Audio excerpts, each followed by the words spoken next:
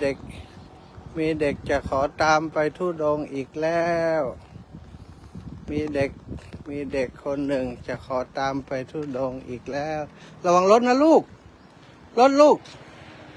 ระวังรถ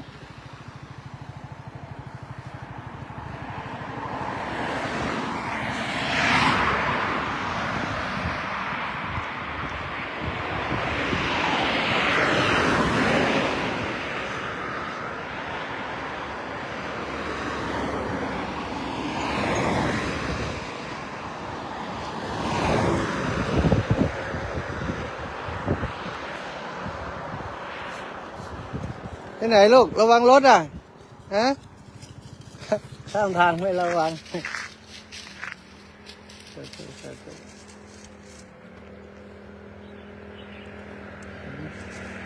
ขึ้นมา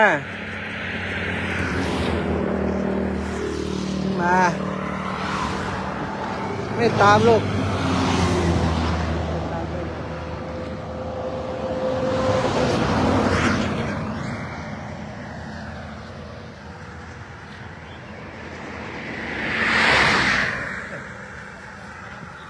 มันตามมาจะไปที่ไหนลูก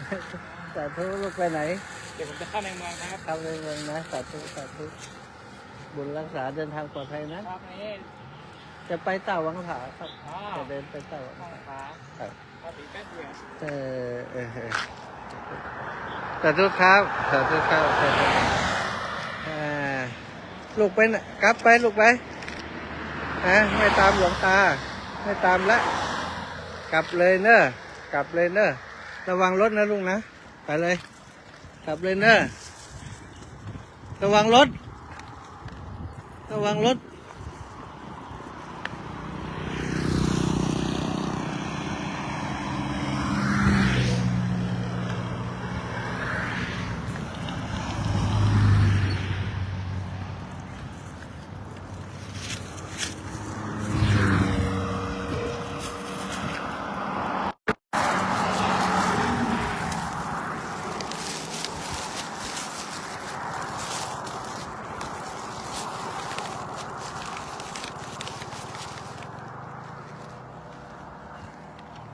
ไม่มาล็อกลูกไม่มาแล้วหลวงพ่อกลัวรถอ่ะลูกตามมาทำไมลูกตามมาทำไมเดี๋ยวหนูก็กลับไม่ถูกหรอกกลับถูกไหมลูก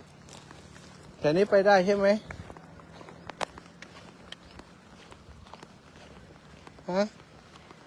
ไม่ไปแล้วไม่ต้องส่งหลวงตา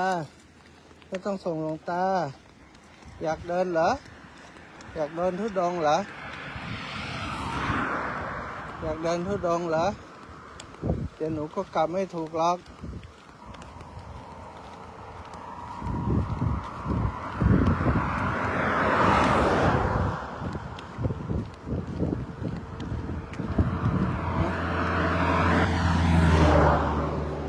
กลับเลยปะกลับเลยไม่มาละไม่ไปละดื้อเหรอไม่ไปละนะหลวงตาไปไกล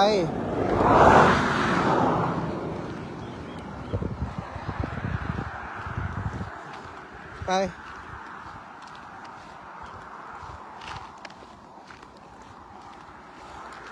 ไม่จำเป็นได้ยัง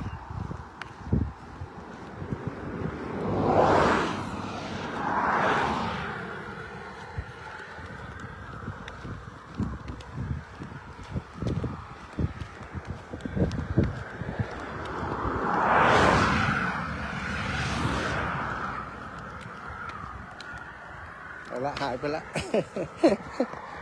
ก่อนน้องหมาตามไม่มาละ